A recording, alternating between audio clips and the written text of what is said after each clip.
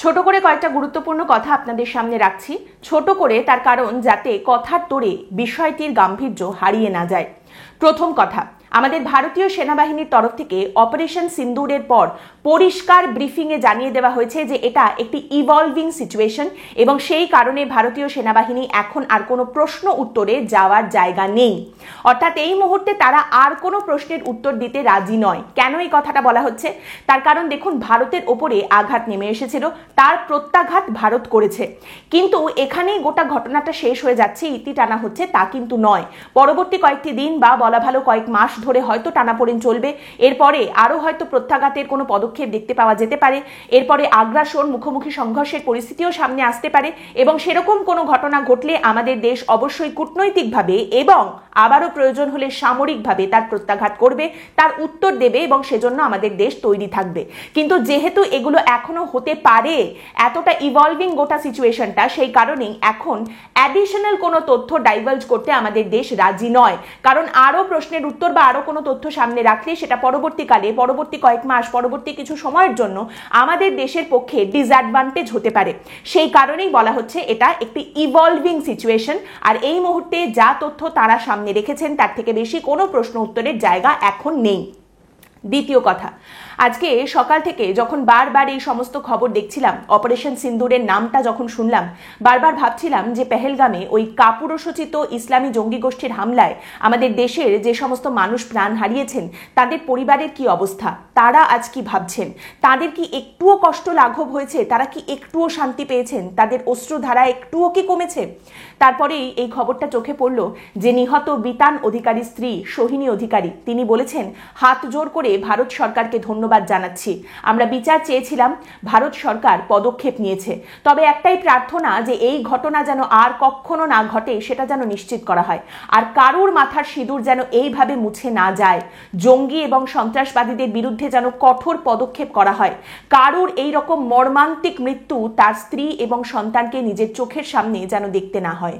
তৃতীয় কথা, পাকিস্তানের তরফ থেকে অপারেশন সিন্দুরের পরেই একটা প্রোপাগান্ডা মেশিনারি শুরু হয়ে গেছে, সেখানে নানা রকম তথ্য তারা তাদের তরফ থেকে সামনে রাখছে, আন্তর্জাতিক সংবাদ মাধ্যমের সামনে পর্যন্ত কখনো কোনো সংখ্যা, কখনো আরেকটা অন্য পরিসংখ্যান, এইরকম নানা রকম এক এক রকম কথাবার্তা বলে একটা অন্য চিত্র তারা তুলে ধরার চেষ্টা করছে, যেখানে ভারতের তরফ থেকে কিন্তু প্রেস ব্রিফিংয়ে একটা দীর্ঘ সময় নিয়ে একেবারে ছবি দেখিয়ে পয়েন্ট আউট করে পরিষ্কার করে দেওয়া হয়েছে কোথায় কি প্রত্যাঘাত এসেছে, কোথায় কি আক্রমণ করা হয়েছে, সেখানে কোন জঙ্গি ঘাঁটি ছিল, কতজন জঙ্গি ছিল ইত্যাদি সমস্ত বিস্তারিতভাবে বলা হয়েছে।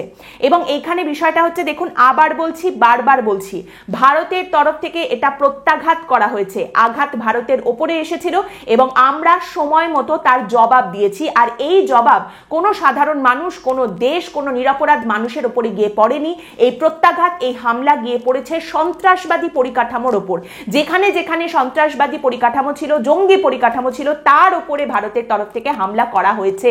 কিন্তু এই মুহূর্তে অদ্ভুত রকম একটা প্রোপাগান্ডা মেশিনারি চলছে, যেখানে বিভিন্ন রকম ভুয়ো খবর, মিথ্যে খবর ছড়ানো হচ্ছে, নানা রকম নতুন পন্থা অবলম্বন করা হচ্ছে। কোথাও কোনো একজন কর্নেল বা আর্মি অফিসার কারোর একটা নাম দিয়ে একটা মিথ্যে কোট, ভুয়ো কোট একেবারে ছড়িয়ে দেওয়া হচ্ছে বাজারে, খবরে বলা হচ্ছে যে অমুক আর্মি অফিসার এই কথা বলেছেন, তমুক কর্নেল এই কথা বলেছেন, আদৌ সেই কথার কোনো অস্তিত্ব নেই। লাইন অফ কন্ট্রোলে একটা অদ্ভুত জায়গার নাম তুলে আনা হচ্ছে, যে জায়গার কোনো অস্তিত্বই নেই, সেই জায়গাতে এই হয়েছে, ওই হয়েছে, তাই হয়েছে বলে খবর ছড়িয়ে দেওয়া হচ্ছে। তাই বারবার একটা কথা বলবো, check the news before you share. ভুয়ো খবর এই মুহূর্তে ছড়াবেন না, ছড়াতে দেবেন না। কোনটা প্রমাণিত সত্য তথ্য আর কোনটা কেউ একজন বলেছেন, মুখের কথা বলে খবর করা হচ্ছে, এই দুটোর মধ্যে ভালো করে পার্থক্য বুঝুন।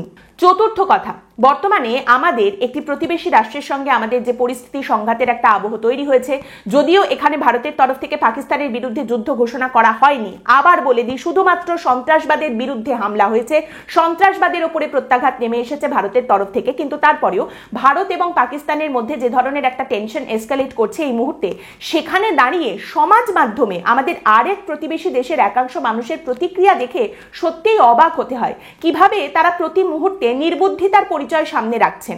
বাংলাদেশের একাংশ মানুষজন এই কাজটা করছেন এবং যেখানে তাদের নিজেদের দেশের ভেতরে এখন তাদের তাকানোর কথা, আভ্যন্তরীণ একাধিক সমস্যায় তারা জর্জরিত, তাদের নিজেদের দেশকে স্টেবল করার দিকে তাদের এগোনোর কথা, সেই নিয়ে ভাবনা চিন্তা করার কথা, সেখানে দাঁড়িয়ে তারা এই ভারত পাকিস্তানের টেনশনের মুহূর্তে ভারত বিরোধী এমন সমস্ত মন্তব্য সমাজ মাধ্যমে করছেন প্রতি মুহূর্তে, যেটা দেখে মনে হচ্ছে যে পাকিস্তানের সমস্ত মিথ্যাচার, প্রপাগ্যান্ডা, সমস্ত ফেক নিউজ, এই সব কিছুকে বিশ্বাস করতে অঙ্গীকারবদ্ধ হয়েছেন বাংলাদেশের একাংশ মানুষজন। এবং তাদের এই প্রতিক্রিয়া এই মুহূর্তে শুধুমাত্র তাদের একটা কদর্য মনোভাবকে সামনে তুলে রাখে তাই নয়, তারই সঙ্গে এই দেশের ভেতরে কেন সমস্ত কিছু নিয়ে হাহাকার এবং কেন এই দেশের ভেতরে ধর্মান্ধতা সময়ের সঙ্গে সঙ্গে প্রচন্ড বেড়েই চলেছে সেটা আরো পরিষ্কার করে মনে হয় সামনে রাখে। তারই সঙ্গে এখানে বলা উচিত বাংলাদেশের ক্ষেত্রে এই মুহূর্তে অবশ্যই একটা কথা বলা উচিত, good fences make good neighbours. বাংলাদেশের সঙ্গে ভারতের যে সীমান্ত এলাকা রয়েছে সেখানে আমাদের সীমান্তের তরফ থেকে আমাদের শক্তি আরো মজবুত করা উচিত, সেখানে আরো শক্তিশালী কাঁটাতারের বেড়া বসানো উচিত, তাহলেই সেটা আমাদের দেশের জন্যও মঙ্গল হবে। এবং তারই সঙ্গে কয়েকটা প্রশ্ন। প্রথম কথা, ভারতের তরফ থেকে পরিষ্কার বলা হচ্ছে যে এই হামলা সন্ত্রাসবাদীদের ওপর। এই হামলা, এই প্রত্যাঘাত কোনো দেশের বিরুদ্ধে নয়, সাধারণ মানুষের বিরুদ্ধে নয়। যে জায়গাগুলিতে জঙ্গি ঘাঁটি ছিল, সন্ত্রাসবাদীরা ছিল, সেই জায়গায় আক্রমণ করা হয়েছে এবং পরিষ্কার ছবি দেখিয়ে একেবারে পয়েন্ট আউট করে দেখিয়ে দেওয়া হয়েছে কোথায় কোথায় এই জায়গা ছিল, কোথায় কোথায় আক্রমণ করা হয়েছে, কি পরিসংখ্যান, কজন জঙ্গি ছিল, সেখানে সমস্তটা পরিষ্কার করে সামনে রাখা হয়েছে। অন্যদিকে পাকিস্তানের তরফ থেকে যে কথাগুলো বলা হচ্ছে তার কিন্তু এখনো পর্যন্ত কোনো প্রমাণ তারা সামনে রাখতে পারেনি। তাহলে এই সন্ত্রাসবাদীদের উপরে হামলা যেটা হয়েছে, এইখানে আপনারা পাকিস্তানকে ডিফেন্ড করতে চাইছেন কেন? মানে এটার আপনারা বিরোধী কেন? তাহলে কি বাংলাদেশের সেই একাংশ মানুষজন সন্ত্রাসবাদীদের পক্ষে, সন্ত্রাসবাদকে সমর্থন করেন? দ্বিতীয় প্রশ্ন, পাকিস্তানের তরফ থেকে বেশ কিছু ভুয়ো খবর ছড়ানো হচ্ছে। এক হচ্ছে ভারতের নাকি কয়েকটি সামরিক বিমানকে তারা শটডাউন করেছে, ভেঙে নাকি নামিয়ে দিয়েছে এবং সেই সংখ্যা তো একদমই স্থির থাকছে না। কেউ বলছেন 2টো, কেউ বলছেন 5টা, কেউ বলছেন 6টা, কেউ বলছেন 4টে, মানে সংখ্যার কোনো রকম কোনো স্থিরতা নেই, সে তো সারাক্ষণ বাড়ছে না হলে কমছে। তারই সঙ্গে আরেকটা খবর, ভারতের সেনাবাহিনী নাকি কোথায় সাদা পতাকা দেখিয়ে সারেন্ডার করে দিয়েছে। তা বাংলাদেশের এই একাংশ মানুষ যারা এই খবরগুলো ছড়াচ্ছেন বা এই নিয়ে অনেক কথা বলছেন, আপনারা এই খবরগুলো কোথা থেকে দেখতে পাচ্ছেন? আপনারা এই খবরগুলো যে সংবাদ মাধ্যম থেকে পড়ছেন সেখানেও দেখবেন পরিষ্কার লেখা রয়েছে পাকিস্তান ক্লেমস, এটা পাকিস্তানের দাবি। এর পক্ষে কোনো প্রমাণ পাকিস্তান এখনো পর্যন্ত সামনে রাখতে পারেনি, এটা পাকিস্তানের বলা মুখের কথা এবং এই আন্তর্জাতিক সংবাদ মাধ্যমগুলি পর্যন্ত ইন্ডিপেন্ডেন্টলি এখনো ভেরিফাই করতে পারেনি যে পাকিস্তান যে কথাগুলো বলছে সেগুলো আদৌ সত্য কিনা। যেখানে ভারতের তরফ থেকে কি পদক্ষেপ নেওয়া হয়েছে, ভারত পরিষ্কার করে সেই ছবি সকলের সামনে রেখে দিয়েছে, দীর্ঘ সময় প্রেস ব্রিফিং করে বিস্তারিত সেই তথ্য সামনে রেখেছে। আপনারা কি দায়িত্ব নিয়েছেন যে কোনো খবর যাচাই করে দেখবেন না?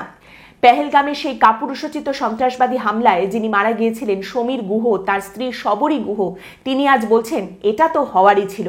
যেভাবে নৃশংসভাবে আমার চোখের সামনে আমার স্বামীকে গুলি করে হত্যা করেছিল ওই জঙ্গিরা, আমি চাই শুধুমাত্র পাক অধিকৃত জম্মু ও কাশ্মীর নয়, গোটা পাকিস্তান জুড়ে ভারত সরকার যেন আরো বড় মাপের হামলা চালায়, যাতে এই রকম কাজ ওরা আর কখনো করতে না পারে। এই কথাটা শুনে কিছুক্ষণের জন্য থমকে গিয়েছিলাম। মনে পড়ে গিয়েছিল কার্গিল যুদ্ধের নায়ক ক্যাপ্টেন বিক্রম বাত্রার সেই লাইন, কি চাই ইয়ে দিল মাঙ্গে মোর। এইটা এমন একটা সময় যে সময় আমাদের আরো বেশি করে বলতে হবে এবং মনে রাখতে হবে আমাদের ভারতীয় সেনাবাহিনীর প্রতিটি সেনার কথা, যারা আমাদের জন্য নিজেদের প্রাণ বাজি রেখে লড়াই করতে গেছেন, তাদের আত্মত্যাগ, তাদের বীরত্বের কথা আরো বেশি করে মনে রাখতে হবে, তুলে ধরতে হবে এবং অবশ্যই করে মনে রাখতে হবে সেই সমস্ত পরিবারগুলির কথা যারা নিজেদের সন্তানদের, নিজেদের পরিবারের মানুষকে সেই সীমান্ত রেখায় পাঠিয়েছেন দেশের জন্য লড়াই করতে। একটি প্রতিবেদন বলছে আজ সকাল থেকে বীর শহীদ ঝন্টু শেখের গোটা পরিবার টিভির সামনে বসে রয়েছেন। একের পর এক তারা খবর দেখছেন, অপারেশন সিন্দুরের কথা তারা জানতে পারছেন, জঙ্গি ঘাঁটি গুঁড়িয়ে দিয়েছে ভারতীয় সেনাবাহিনী, এই খবর তারা দেখছেন আর চোখের জল মুছছেন বীর শহীদের স্ত্রী। আর তিনি অস্ফুটে বলছেন অবশেষে প্রত্যাঘাত হলো। এই বীর শহীদের 12 বছরের ছেলে, তার চোখে মুখে আজ জয়ের হাসি। আর বীর শহীদ ঝন্টু শেখের পিতা, তিনি আজ বলছেন সমস্তটা শোনার পর এইবার আমার ছেলে কবরে শান্তি পাবে। ঝন্টু শেখের দাদা, যিনি নিজেও ভারতীয় সেনার একজন সুবেদার, রফিকুল শেখ, তিনি বলছেন ভারতীয় সেনাবাহিনী এই ২৬ জনের মৃত্যুর বদলা নেওয়ার জন্য প্রথম থেকে দৃঢ় প্রতিজ্ঞ ছিল। আমার ভাই তারই অংশ ছিল, এই জয় ভাইয়েরও জয়।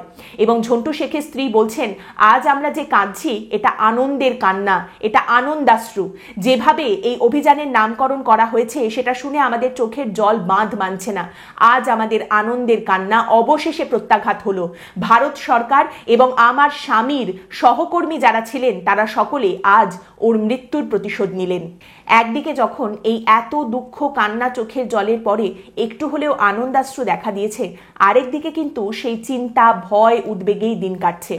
আপনারা জানেন বিএসএফ এর একজন জওয়ান পূর্ণাম কুমার সাউ, তিনি এখনো পর্যন্ত পাকিস্তানে আটকে রয়েছেন।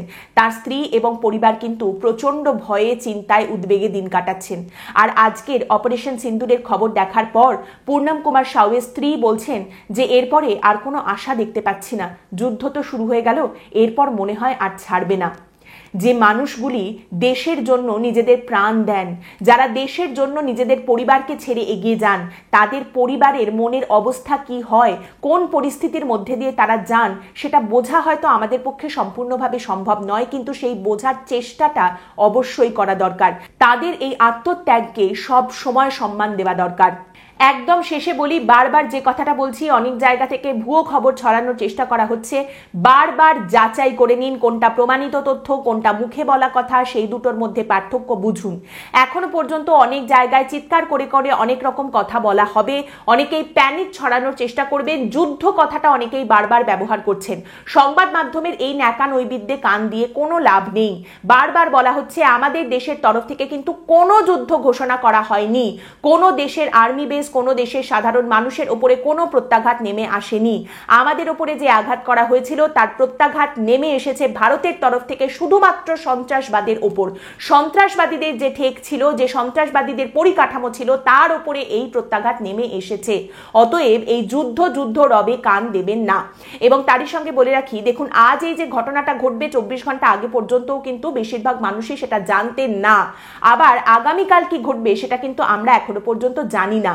দেখুন ফুল স্কেল একটা যুদ্ধ হলে একটা দেশের কি পরিণতি হতে পারে, সেই দেশের অর্থনীতির কি পরিণতি হতে পারে, সে সম্পর্কে আমাদের সরকার, আমাদের দেশ সম্পূর্ণভাবে অবগত রয়েছেন। কাজে সমস্ত দিক দেখার পরেই তারা সিদ্ধান্ত নেবেন। সেক্ষেত্রে তারা যুদ্ধে যাবেন না, পরবর্তীকালে আদৌ যুদ্ধ ঘোষণা করবেন কি করবেন না সেটা একমাত্র সরকার বলতে পারে। আপনি আপনার নিজের দেশের কথা শুনুন, সরকারের কথা শুনুন, দেশের সেনাবাহিনীর কথা শুনুন। এবং এই সময়টা কিন্তু একদম করোনার ক্রাইসিসের মতোই একটি সময় আমাদের দেশের জন্য, যে সময় ভুয়ো খবরের প্রতি ভীষণভাবে সতর্ক থাকতে হবে। ভুয়ো খবর ছড়াবেন না, ছড়াতে দেবেন না। আজকের পর্ব এখানেই শেষ করছি। আপনাদের মতামত অবশ্যই জানাবেন। ভালো থাকবেন।